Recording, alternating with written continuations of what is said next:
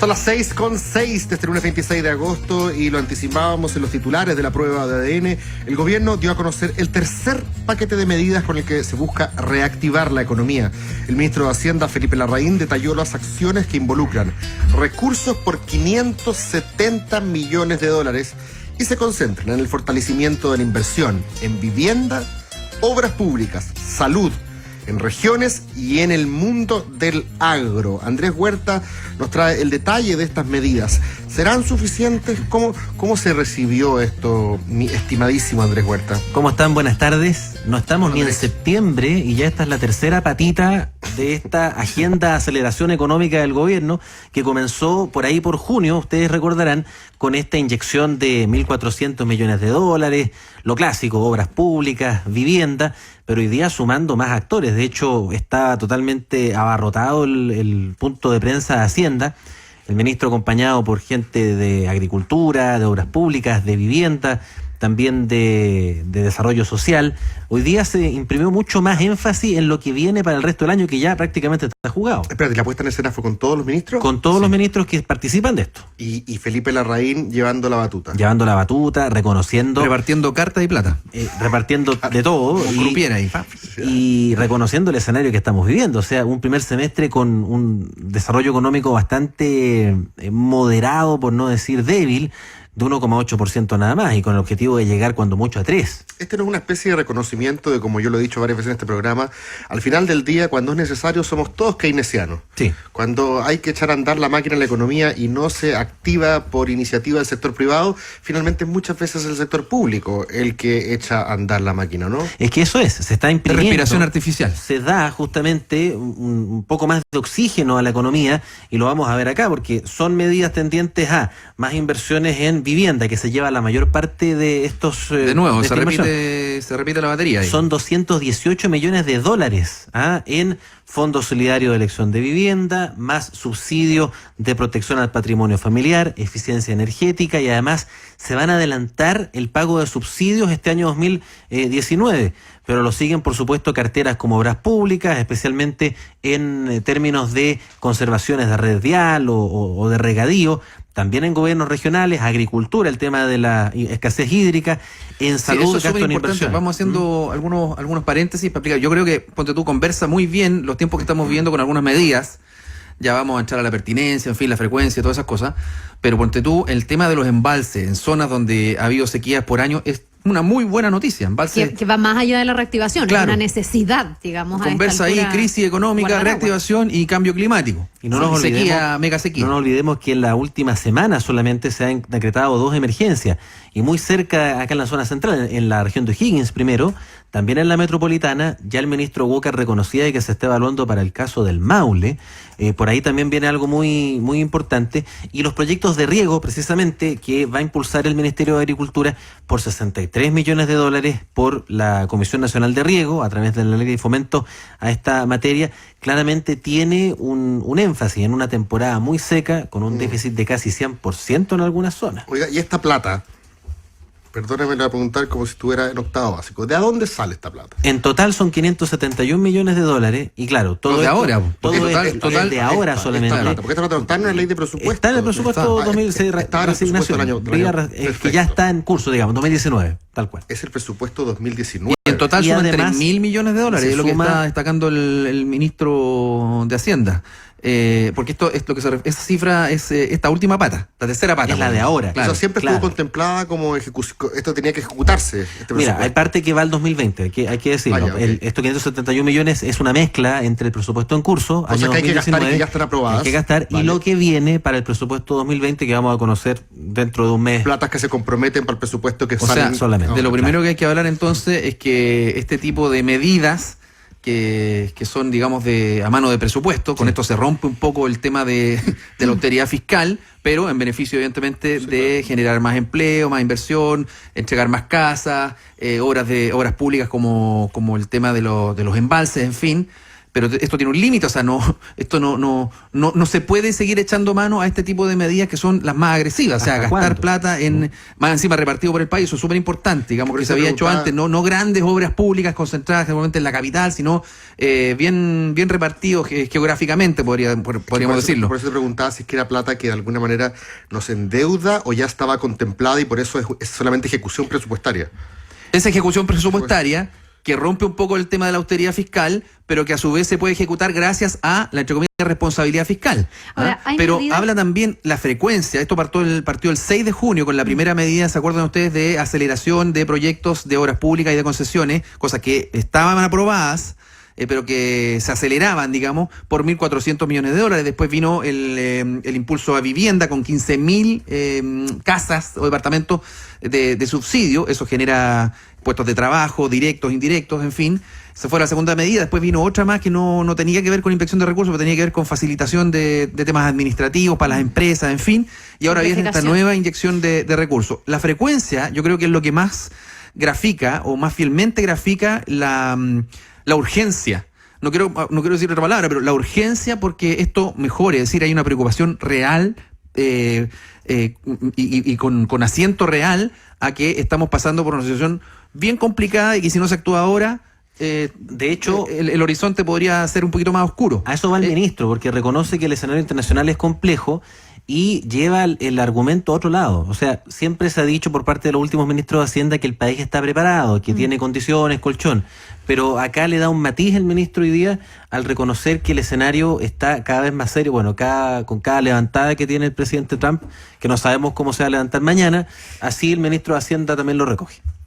Para nadie es una sorpresa que la situación económica mundial se ha vuelto mucho más exigente, mucho más complicada. La guerra comercial, en vez de amainar, ha recrudecido y Chile no está inmune frente a esto. No estamos blindados, pero estamos bien preparados para enfrentar una situación que es de por sí compleja.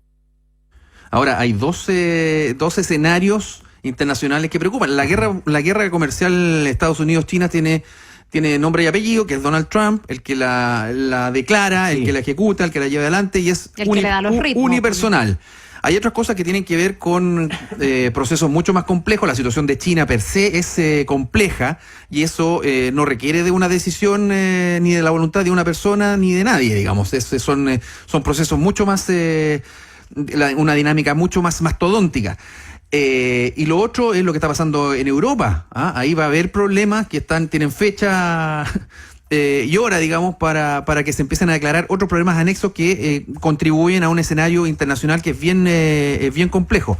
Es bueno que el ministro Larraín reconozca de una vez por todas, esto se viene haciendo desde el fin de semana, con varios reconocimientos, que efectivamente nos está pegando fuerte el tema internacional. Lo dijo el propio presidente de la República, en la entrevista en el diario El Pulso de La Tercera, lo hizo el propio ministro de Economía Fontaine, en fin, hay un reconocimiento de que el escenario, y claro, si en el fondo la economía chilena no da para otra cosa, somos tremendamente dependientes de lo que pase en relación a nuestras exportaciones de commodities, o sea, principalmente el cobre, sigue siendo fundamental, y muchos economistas como Hassan Nakram, a quien entrevistamos hoy día en la mañana acá en ADN Hoy, apuntan a eso, o sea, el problema de batírselas por uno mismo, con medidas, tiene que pasar por una corrección de un modelo que es mucho más estructural. Bien, el diagnóstico yo creo que está archihecho y el gobierno está reaccionando y me parece bien. Yo te quería preguntar en la práctica, eso sí, Andrés, porque hay cosas que a mí me hacen mucho sentido y que en el fondo siento que es bien lógico cuál es el impacto que tiene o cómo se busca reactivar la economía con eso. Pero hay otras medidas, por ejemplo, en salud. Son 26 millones de dólares que se van a gastar en nuevas maquinarias y equipos médicos. ¿De qué manera eso puede contribuir a que se reactive la economía? No sé si todas las medidas son de la misma índole o si en este paquete se está tratando también de hacer una ecuación entre cosas que benefician a la gente en otros términos y que no necesariamente sea el reactivar la economía per se. Es que probablemente, y acá esto es interpretación pura, solamente se está aquí moviendo recursos para mover a proveedores, para dar más empleo a quienes operan esta maquinaria, descomprimir en parte la demanda del sistema que está tremendamente presionado. Claro, quizá va por ese lado. Si vamos a mejorar el equipamiento de un hospital, a alguien hay que comprarle eso, o sea, eso independiente de que va a mejorar la calidad del servicio del hospital, se está Para la confiando ciudadanía. de que mueva la máquina y todo el proceso que viene Claro. atrás. Claro, De hecho, y muchas veces estos negocios no se refieren exclusivamente a la compra de máquinas, sino que mueven otros negocios Sí, sí, sí, además. eso, Entonces, que echa a correr es la bolita es un poco un de la engranaje proveedores, Círculos positivo. virtuosos. como llaman. Más o menos. Pero de hecho, el tema es que se debe llegar a un techo en algún momento. O sea, acá vemos que ya van a sumar casi 3.000 millones de dólares estas tres medidas. Sí, es lo que dijo estas, el ministro. Estas tres patitas. Esto es lo que llamamos política fiscal, que es lo que hace el gobierno mediante Hacienda. Pero también está la política Del monetaria, Banco Central. que es la que hace el Banco Central. Y dentro de muy pocos días vamos a tener otra reunión de política monetaria, donde vamos a ver si son arriesgados o no en recortar la tasa de interés o a 2,25 o derechamente medio punto. al 2%, Bueno, medio uno punto. esperaría que si lo que se busca es reactivar, se recorte. Claro, Lo que pasa es que Uno esperaría. uno esperaría, Sí, sí. porque si tú Claro. recortas, tientas a la gente para que se pueda endeudar, para que pueda reactivarse la Eso economía. siempre y cuando los bancos recojan la medida más o menos de manera Sí. proporcional, digamos. Sí. ¿ah? Ahora, estamos Y que en no un jueguen nivel a la de desesperación, mira, me van a tasas, pedir plata igual a la misma tasa. estamos en un nivel de tasas ya muy bajo. Muy baja. Entonces también algunos dicen que da margen para seguir bajando, y si sigues bajando, la señal del Banco Central va a ser recogida, como dice Gerson, por la banca, en el fondo, en sus créditos Mira, hipotecarios. lo sus créditos recoge. Debería. De hecho, Lo hace casi siempre, la primera sí. semana de agosto, el mismo Banco Central hizo un sondeo y efectivamente se recoge. Está Hay margen. poquito menos que el 2,5 de la tasa de política monetaria. El tema es que ya este es otro tema. Los precios, tanto de venta como de arriendo de vivienda, está bastante elevado Claro. por metro cuadrado y No todo. me sirve mucho si la plata me la prestan No, y barata, también igual. Claro. los bancos han ido endureciendo sus requisitos, que ese es otro tope, El porque a tema lo del mejor tú te pie, quieres todo endeudar, pero si hoy día te están pidiendo más ahorro, a no ser que te endeudes en un pie, a cuotas, ya también Por es e- un riesgo relevante. Por eso la mezcla entre la política monetaria y la política fiscal es súper importante, y el presidente de la Comisión de Hacienda del Senado, Ricardo Lagos Weber, pide poner un foco de atención ahí, porque se viene ya el presupuesto 2020 y ver en qué medida el gobierno va a hacer o más atrevido o no en lo que viene. Y así lo decía tempranito. La política fiscal está haciendo lo suyo, la contribución que el gobierno cree que está haciendo con estos 570 millones de dólares, que va a tratar de adelantar gastos de inversión para generar mayor actividad económica. Pero la política fiscal tiene un límite. Y lo que viene ahora, yo creo, es la palabra latina del Banco Central, del Consejo del Banco Central, y ver qué va a hacer con la tasa de interés, que el mercado apuesta a una reducción sustantiva de 50 puntos base en la tasa política monetaria, y varios esperamos que vaya en esa dirección.